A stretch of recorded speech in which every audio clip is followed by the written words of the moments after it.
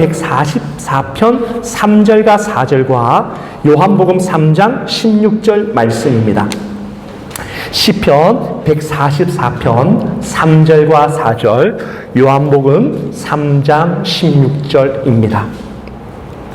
시편 144편 3절과 4절 제가 먼저 읽습니다. 여호와여, 사람이 무엇이간데 주께서 저를 알아주시며 사람이 인생이 무엇이간데 저를 생각하십니까? 사람은 헛것 같고 그의 날은 지나가는 그림자 같습니다. 요한복음 3장 16절 우리 다 같이 한 목소리 읽습니다. 시작. 하나님이 세상을 이처럼 사랑하사 독생자를 주셨으니 이는 그를 믿는 자마다 멸망하지 않고 영생을 얻게 하려 하심이라. 아멘. 이 시간에 저와 여러분이 정해진 시간 안에서 함께 하나님의 말씀을 나누겠습니다. 오늘은 그가 오신 이유, 멸망이 아닌 사랑이라는 제목으로 하나님 말씀 나눕니다. 저는 한 주간을 시작할 때에 12월에 들어오면서 계속 저의 마음속을 주장하고 있는, 묵상하고 있는 센텐스가 있습니다. 예수, 그가 왜 이 땅에 오셨는가? 성탄의 주인공은 산타크로스도 아니고 성탄의 주인공은 어떤 사람이 아니라 결국에 예수님인데, 예수님이 왜 이 땅에 오셨을까를 계속 묵상하고 있었습니다. 이번 주 화요일인가요? 수요일인가요? 새벽 만나 본문에 시편 144편의 말씀이었습니다. 오늘 읽었던 말씀이죠. 사람이 무엇이간데 주님께서 저를 알아주시며 인생이 무엇이간데 저를 생각하십니까? 이 말씀을 묵상하고 읽는데 예수님께서 이 땅에 이것 때문에 오셨구나. 그리고 제 마음속에 있었던 요한복음 3장 16절 이 말씀을 나누고자 했는데 그대로 커넥팅 되더라고요. 28이었습니다. 저의 28살 때 저는 요한복음 3장 16절 이 말씀이 어떤 벽에 적혀 있는데 너무나 저에게 강력하게 그 말씀이 다가왔던 기억이 납니다. 한국에 간다면 여러분 꼭 한번 들려보시길 바랍니다. 양화진 선교사 무덤입니다.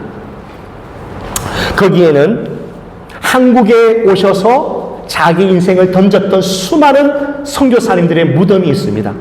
그리고 그의 자손들이 한국의 경제와 학교를 세웠다고 해도 과언이 아닙니다. 근데 그 양화진 선교사의 무덤에 가면 기념관이 있는데 그 벽면에 이렇게 되어 있습니다. 하나님이 조선을 이처럼 사랑하사. 흘림체로 적었는데요. 그 말씀이 얼마나 제게 강력하게 다가왔는지요. 하나님이 조선을 이처럼 사랑하사. 여러분, 조선이라고 하는 그 땅은 지금 대한민국은 세계의 강대국이죠. 그러나 그때 조선은요, 아무도 기억하지 않는, 상상하지도 않는, 그냥 지도에 나오지도 않았던 그런 나라였는데 하나님이 조선을 사랑하셔서 하나님의 사람을 보내셨습니다. 그게 대한민국의 교회가 된 것이죠. 오늘 시편의 말씀은 사랑이 무엇인가를 알려줍니다. 여러분, 우리는 오늘도 제가 축복하는 의미에서 사랑합니다, 축복합니다 했지만 여러분, 사랑합니다라고 하는 이 단어 5짤, 사랑합니다라고 하는 이 단어, 여러분 사랑이라고 하는 이 단어를 진짜 깨닫는다면 여러분 아마도 정말 철학자고 여러분은 신학자일 겁니다. 여러분, 우리는 사실 인생을 살면서 참 많이 거짓말하고 사는 거 아시죠? 저도 거짓말 많이 하거든요. 사랑합니다 하는데 사랑 안 해요. 예. 사랑합니다. 여러분, 사랑이 무언가를 오늘 시편의 이 말씀은 정확하게 알려줍니다. 사랑은 뭘까요? 사랑은요, 그 사람을 아는 것입니다. 여기에 나오죠. 사람이 무엇인데 주님께서 저를 알아주십니까?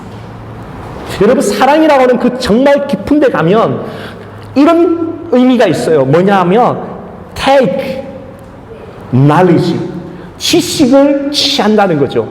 상대에 대한 지식을 취하는 게 사랑이라는 거예요. 뭐냐 하면 그 사람을 진짜 아는 거예요. 진짜 아는 거예요. 감정적인 마음이 아니고 순간적인 스쳐가는 마음이 아니고 찰나의 기분이 아니라 정말 그 사람을 알아가면서 그 사람을 깊이 공감하는 것, 그것이 바로 사랑이라는 거 말이죠. 저와 아내가 결혼했을 때 나이가 27이었습니다. 그때 저는 여기 있는 청년들과 함께 젊었죠. 그때 아내를 향해서 사랑합니다라고 고백했습니다. 그러나 그때의 사랑과 40대 중후반을 가는 이 사랑은 또 다릅니다. 여기에서는 권사님, 목사님, 사모님도 계신데 부부간에 또 손주들을, 이웃들을 사랑합니다라는 그 사랑은 훨씬 더 깊을 겁니다. 20년의 시간이 지나면서 제가 아내를 알고 아내가 저를 압니다. 그래서 그때의 기분의 사랑이 아니라 진짜 사랑을 저희는 배워가고 있는 거죠. 놀라운 것은 하나님이 우리를 아신다는 것입니다.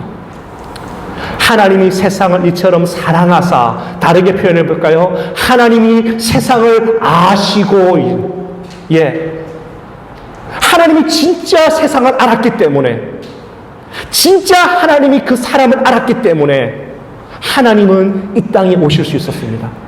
여러분, 알지도 못하는 사람을 위해서 여러분의 목숨을 던질 수 있습니까? 여러분, 알지도 못하는 사람을 위해서 여러분의 가진 전 재산을 털어낼 수 있습니까? 그런 사람은 없습니다. 알기 때문에 그것을 할 수 있는 거죠. 하나님 우리를 모르시고 십자가를 질 수 없고, 하나님 우리를 모르시고 하늘에서 내려올 수가 없어요. 사랑은 아는 겁니다.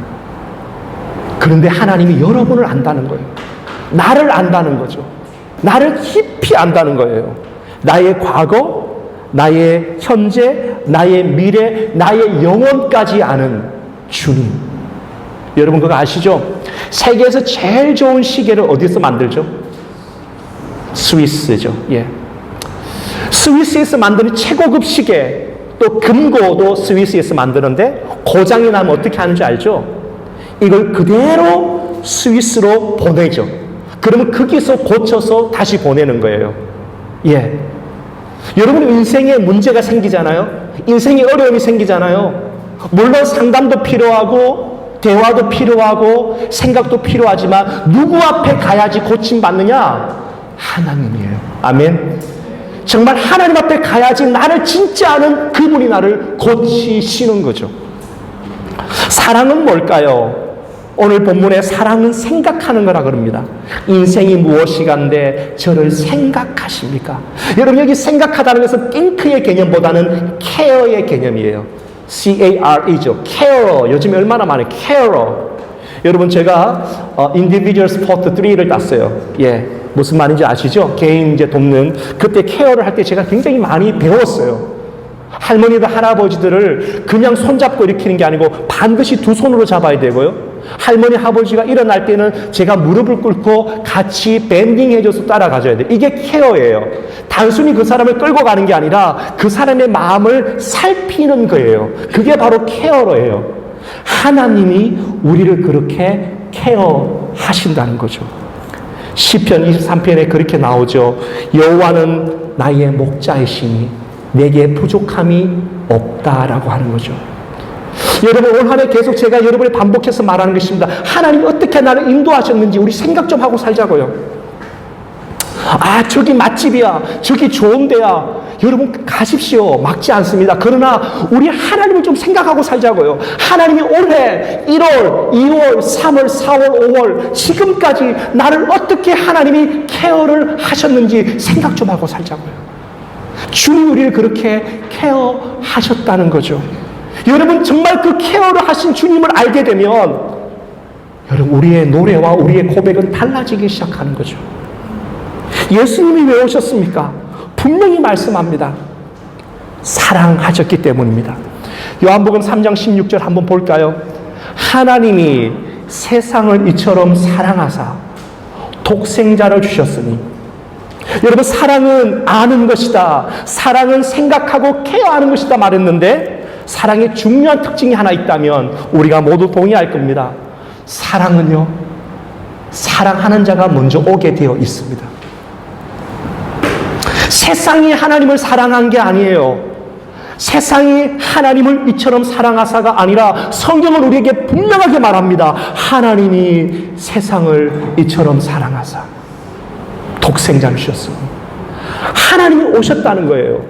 여러분 여기서부터 모든 우리의 복음은 시작됩니다. 지난주에 여러분 주일 저녁이었죠. 끔찍한 일이 이 호주 땅에 일어났습니다. 저도 그걸 보고 얼마나 놀래고 기도했는지 모릅니다. 그런 일이 이 땅에 일어나면 안 되죠.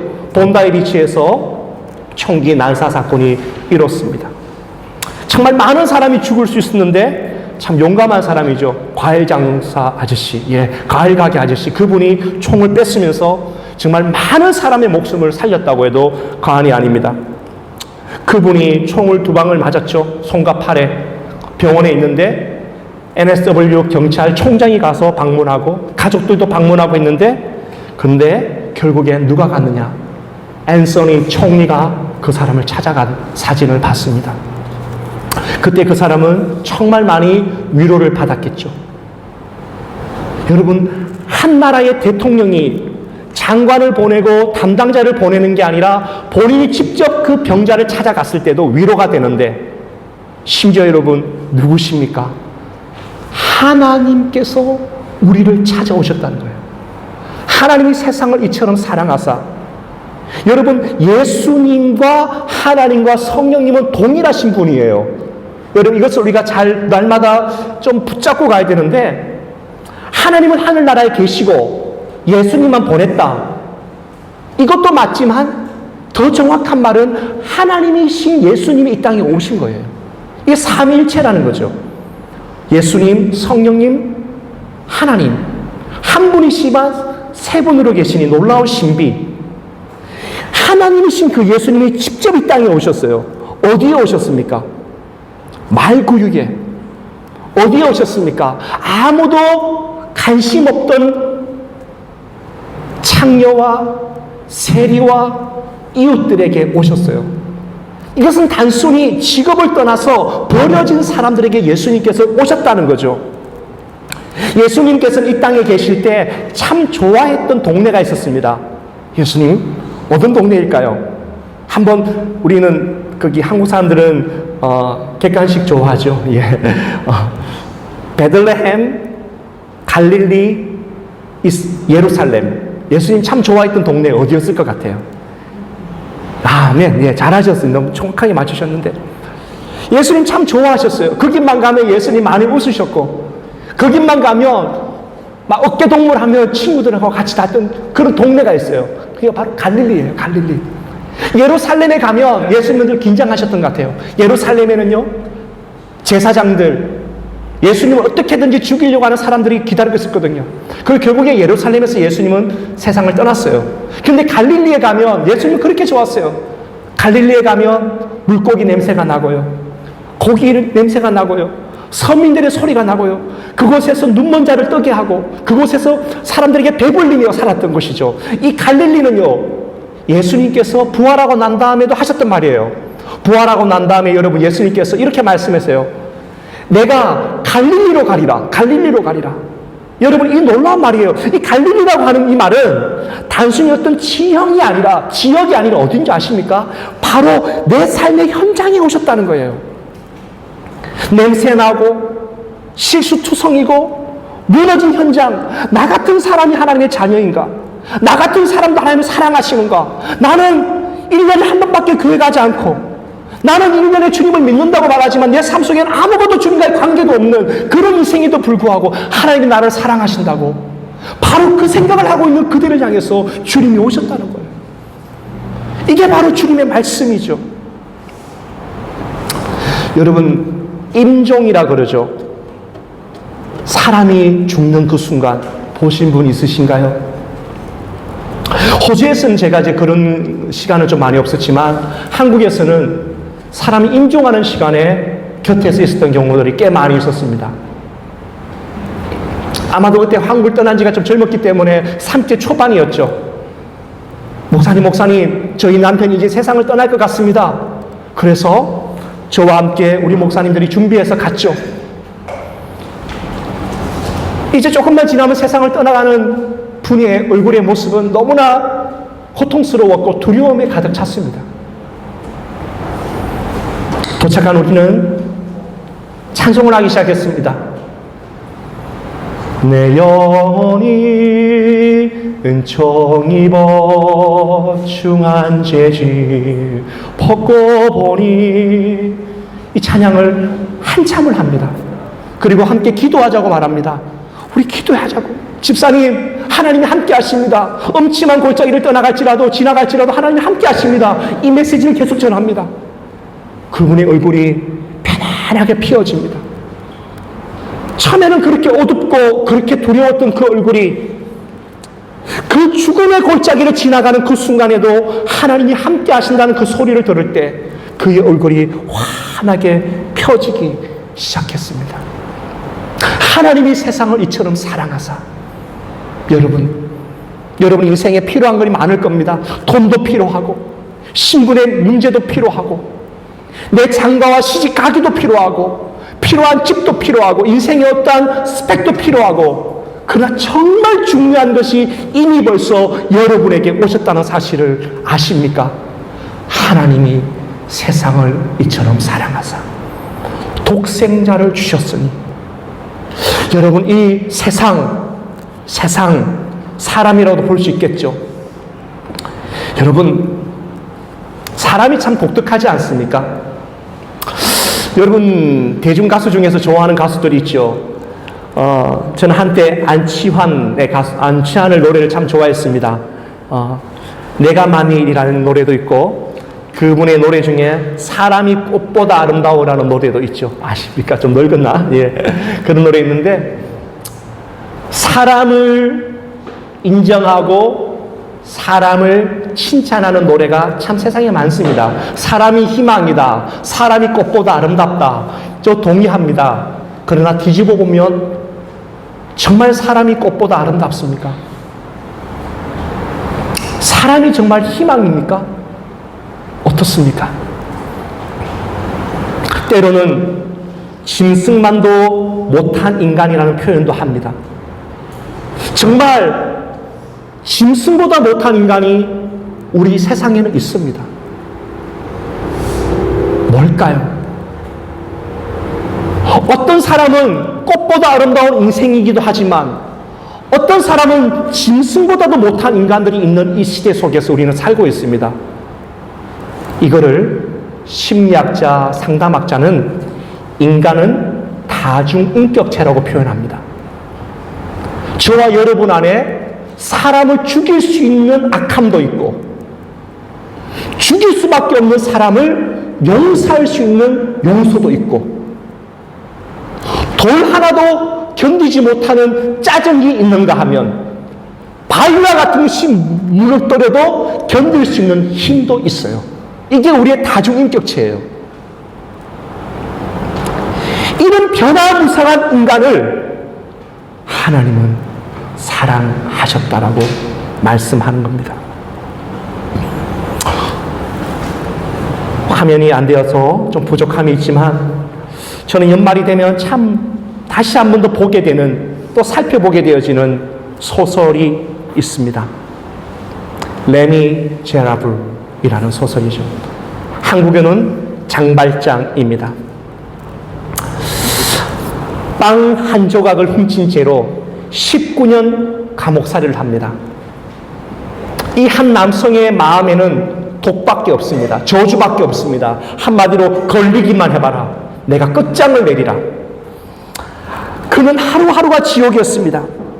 그의 보이는 모든 사람은 다 악인들이었습니다. 그의 세상은 악마가 다스리는 세상이었습니다.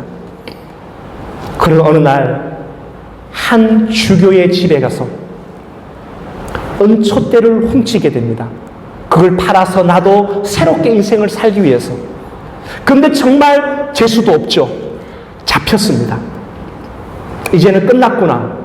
내 인생은 이제 종신형이구나 라고 생각했을 때 미리엘 주교는 이 장발장을 용서하고 사랑으로 덮어줍니다. 그 한 번의 순간이, 그 사랑을 받았던 그 한 번의 순간이 그의 인생을 완전히 새롭게 만들었던 순간이 되었습니다. 사랑하는 우리 은혜인의 성도 여러분, 이번 주간에 한 분이 저에게 묻더군요. 은혜인이 무슨 말입니까? 은혜인, 은혜 안에 거하는 사람들입니다. 이 은혜라는 것은 바로 하나님의 은혜입니다. 사람의 사랑이 아니라, 사람의 인정이 아니라, 그거와는 비교할 수 없는 하나님의 은혜가 저와 여러분을 사랑하시고 생각하시고 알아주시고 내가 너를 위해서 왔다라고 주님이 하늘에서 선포하고 있는 이 아침입니다.